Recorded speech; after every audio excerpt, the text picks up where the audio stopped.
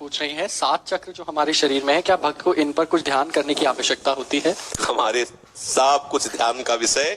गौर वरण सामल चरण रच मेहंदी के रंग, तीन तरुवन तर लुठत रहे रति जुत कोट अनंग। ये सत खट चक्र भेदन करना, ये सब ज्ञानियों का विषय, योगियों का विषय। हम जिस मार्ग के पथिक हैं उस मार्ग से चले। बहुत मतलब अगर हम बुद्धि को दौड़ाएंगे तो पार नहीं पाएंगे। नैष्ठिक ब्रह्मचर्य के समय ये साधना गुरु कृपा से कुछ दिन करने का अवसर मिला कि कुंडलनी जागरण का। अगर कुंडलनी जागरण के समय थोड़ी भी चूक हो गई और उसका मुख नीचे को हो गया तो महान बेचारी भ्रष्ट हो जाएगा। ये कोई साधारण खेल थोड़ी है। जरा सी चूक हुई कि हालत बिगड़ जाएगी, प्राण वायु बिगड़ी कि हालत बिगड़ जाएगी।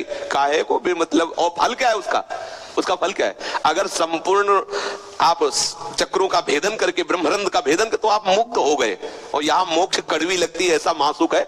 गौर वरण सावल चरण रच मेहंदी के रंग, तीन तरुअंत लुठत रत जुत कोटिया रंग। भटको मत, राई के सम चलती होत और की ओर। हमें सिर्फ प्रिया प्रीतम से मतलब है, अपने से भी नहीं। ये चक्र चुक्र से भी मतलब नहीं है, हमें सिर्फ प्रिया प्रीतम से मतलब है।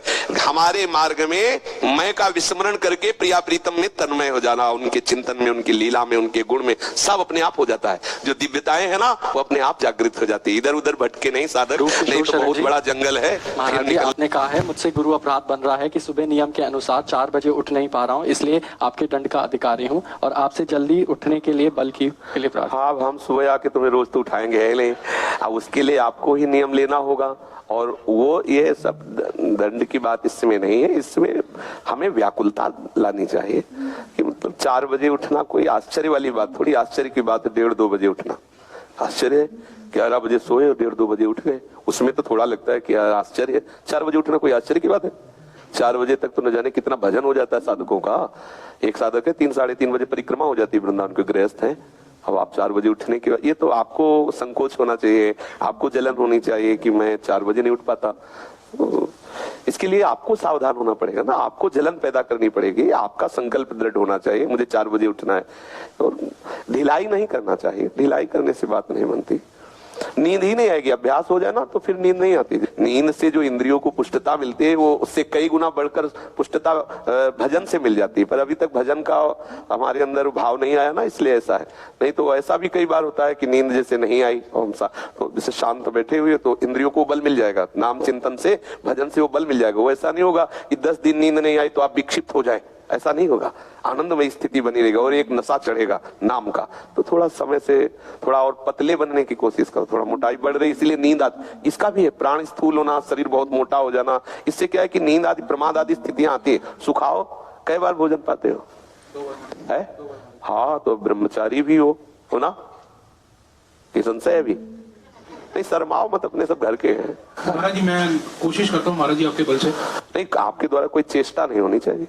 चेष्टा होना और स्वाभाविक होना, इसमें अंतर है। स्वाभाविक में कोई बंधन नहीं है। जैसे आप सो गए, आपकी कोई ऐसी लीला हो गई, इसलिए बंधन नहीं कि हमारा बंधन है कर्तृत्व और भोक्तत्व भाव। सूक्ष्मता से समझना। अब हमने किया नहीं, संकल्प किया नहीं, कोई चेष्टा की नहीं, कुछ भी हो रहा है तो नाशवान शरीर तो ऐसे ही होता रहेगा, सड़ेगा, गलेगा, मरेगा। इसके प्रति नहीं, जो हम इसको लेके कर रहे हैं, इसको लेकर जो आनंद वृत्ति बना रहे हैं, ये हमारे बंधन का कारण। साधक उसमें चिंतित ना हो कि वो सो रहा है कुछ ऐसा, तो उसमें कोई विशेष, क्योंकि हमारा बंधन है कर्तृत्व और भोक्तत्व।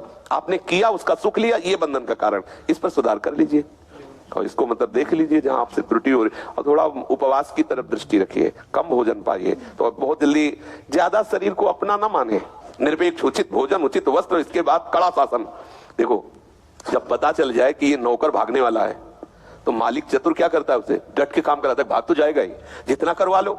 ऐसे ही जब पता चला कि मरेगा ये छोड़ेगा हमें, अब डट के इससे काम ले लो। खूब रात रात जाकर खूब भजन, खूब तपस्या, ब्रह्मचर्य, संयम, नियम, काम बन गया, अपना काम बन गया। ये नौकर है, इससे काम बनाना है। लेकिन ये नौकर ऐसा नौकर है, अगर चूक गए तो मालिक को नौकर बना के ये अब हमें फंसाए हुए नहीं फंसाए। मुझे ये देखना है, मुझे ये छूना है, मुझे सूंघना है, मुझे ये करना है। और जीव पागल बना हुआ परेशान, बादशाह मंत्री की सलाह में फंस करके नौकर बना हुआ है।